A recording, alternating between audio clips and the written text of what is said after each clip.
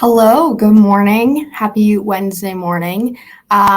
So these lives, I'm going to start to plan to do them each Wednesday morning. Obviously, today I'm on my personal Facebook, on my business Facebook, and on LinkedIn, so you can catch me on any of those. Hopefully, as time goes on, we get a little bit more of viewers and we can get some Q&A type platform. A different topic each week. So this week, if you didn't see from the initial banner, I'm going to be talking about insider tips and tricks basically for first-time home buyers. Obviously, before I started working in lending, I knew nothing about buying a house. I didn't even honestly dream of buying a house. And luckily now I've bought a house. I've helped many people buy homes. So I have quite a few inside tricks that I can share with you all. I know buying a house is one of the more stressful things you do in life too, or intimidating things. So having a little bit of inside tricks never hurts.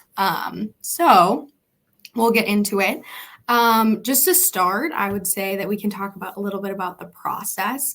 So the general overview, not to get too into detail here, but basically you're going to apply with a lender for a mortgage and get your financing somewhat secured.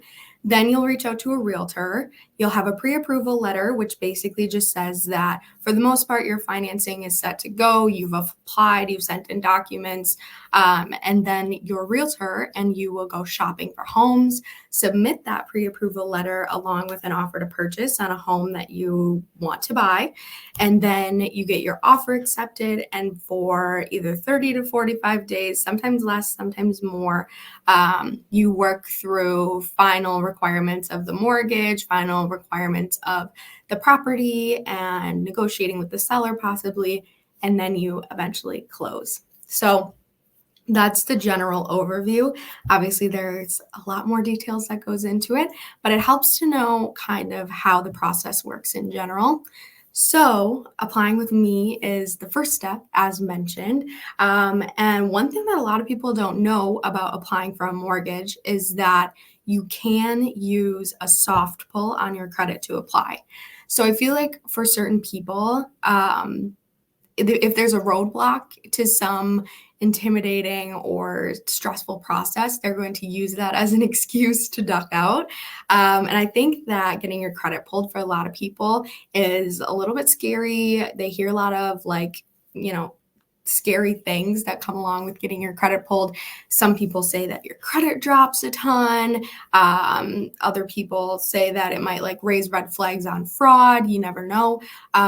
Those things, while not entirely false, they're very hyped up. So even if you do a hard pull, you're only going to decrease your score maybe by 3 to 5 points, and it does bounce back pretty quickly over time.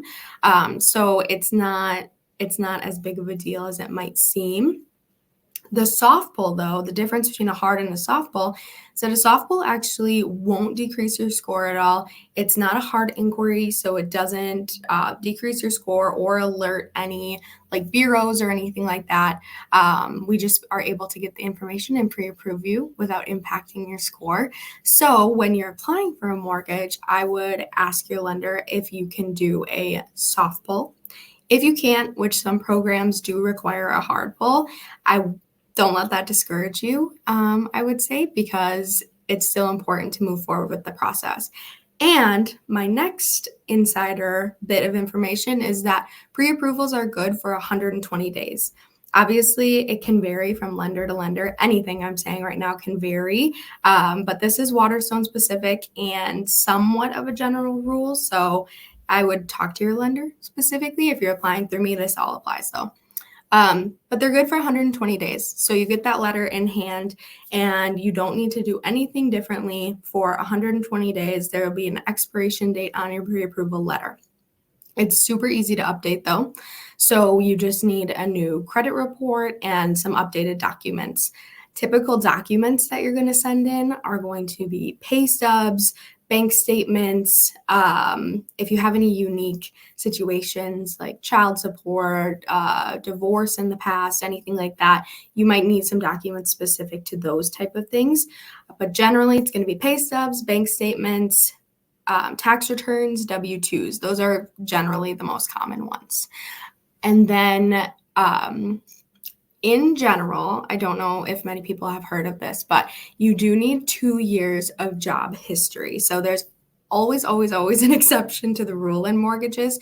There might be different programs or different lenders that can do less than a 2-year history, but generally it's recommended that you have a 2-year history in your jobs.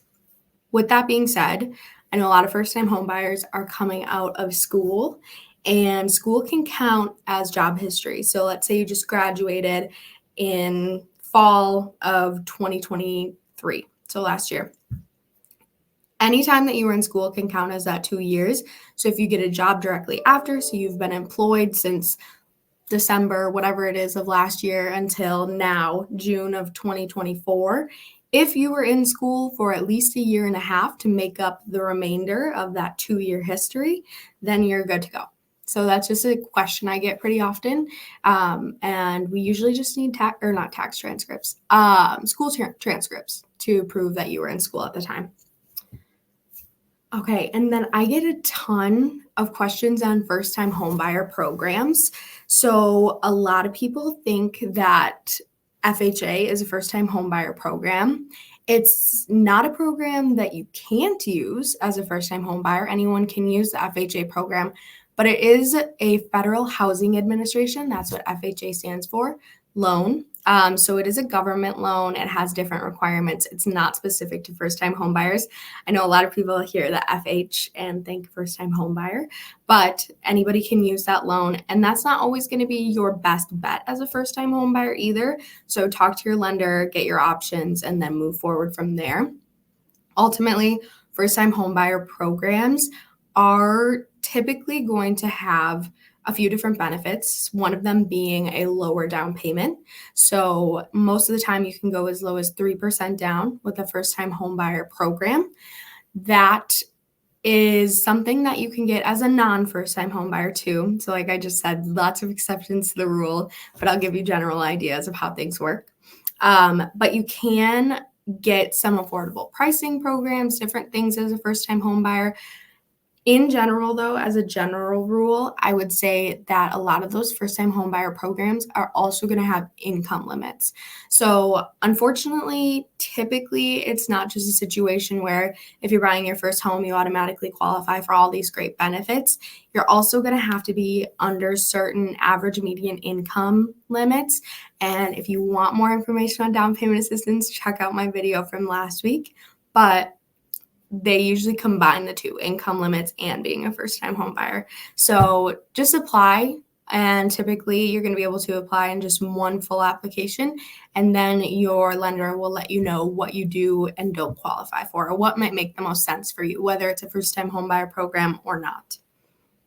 And then as far as timeline goes, this is I like sharing this insider information because it reassures a lot of first-time home buyers. But something that a lot of people don't know is that once you close on your home, so for hypothetical sake, let's just say that you close on your home June 15th, you actually wouldn't have your first mortgage payment until August 1st. So typically they're going to have you in the home for a whole month, and then the first following that is when you'd make your first payment. Mortgage payments are backwards from rent payments technically. So you're going to make your payment after the month that you're paying for. So the big benefit for renters in this scenario is that you will have overlap if you're planning to not have more than one payment, mortgage and rent at the same time, and let's say your lease ends, and you're planning for your lease end, in that case, you can overlap. You can be in the home from June 15th until August 1st without having double payments. So you can move really, really smoothly, which is always nice. So, it's not you pay the day you close you start your mortgage the day you close, and you need to plan that way. You have a little bit of a delayed payment there, which is nice. As far as parts of the payment, I don't think a lot of people talk about this ahead of applying for a loan. There are four main parts to your mortgage payment. So unlike rent, where you're just paying for the home, you're also paying for homeowners insurance, property taxes, and private mortgage insurance typically within your mortgage payment. So with that being said, if you're comparing rent payment to a mortgage payment, you are somewhat comparing apples to apples because you don't have those things outside of that estimate for your mortgage payment. As far as private mortgage insurance goes, or PMI, a lot of my first time homebuyers have heard different things from their parents, from different people in their lives that have bought homes previously about PMI, and they're pretty scared of it. PMI is actually great because it's what allows you to do less than 20% down. It's just a small portion of your payment monthly that goes toward an insurance, basically, that allows you to heighten the risk for the lender, basically doing a lower down payment. And that's what allows you to do that. Ultimately, something that a lot of people don't know is that PMI is prorated, for lack of a better word, for how much down payment you have. So if you do 15% down, you're going to have a much lower PMI monthly than if you did 3% down. So just something to consider. It's not an all or nothing type of monthly payment, just so you know. All right. What else do I have for you guys? Something else that is very important is that your cash to close amount, or basically the entirety of what you bring to closing, is not only your down payment. There are going to be other things that go into your cash to close. So you're going to have escrows. So basically, homeowners insurance, property tax, items that you have to pay for at closing. You're going to have closing costs for your lender, third-party fees. So you'll have to get an appraisal, get the property valued throughout that closing period, make sure you're not overpaying for the home. All those things are typically collected at closing. So just so you know, I would ask your lender for an estimate of basically what your total cash to close is going to end up at, just so you know.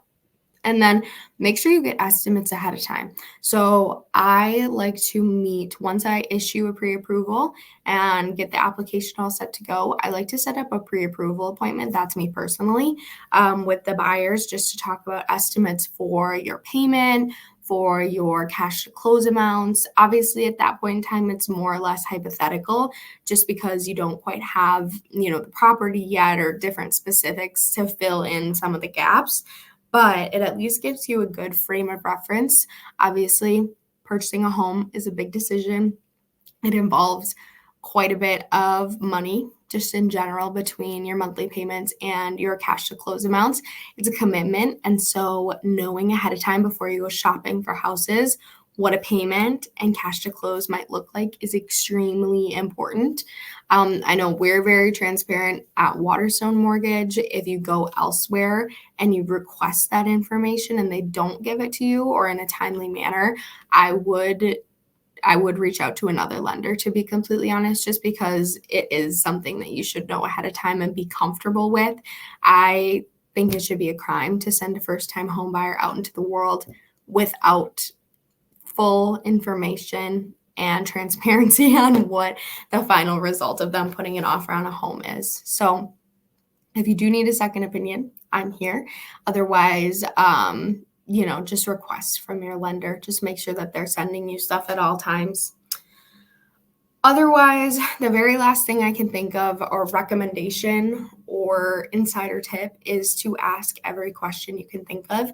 I know sometimes I have borrowers that are either apologizing for asking questions, or I get the impression that they might feel like they're a burden to others when they ask questions or that kind of thing. This is if I haven't emphasized it enough already, this is a very important purchase, and it should be fully within your control of what you want to spend and do and get information on. So please, especially if you're working with me, please, please, please don't feel bad for asking questions. Always feel free to text, at least me personally, I text, email, call, whatever it may be, because we want you to feel fully comfortable and informed while you're buying a home. So that's kind of the gist of what I have for you today. This will get posted to my platforms, so you can take a look back at it later. Otherwise, if you have questions, comment below, reach out to me directly, whatever it may be. But I'll catch you guys next week.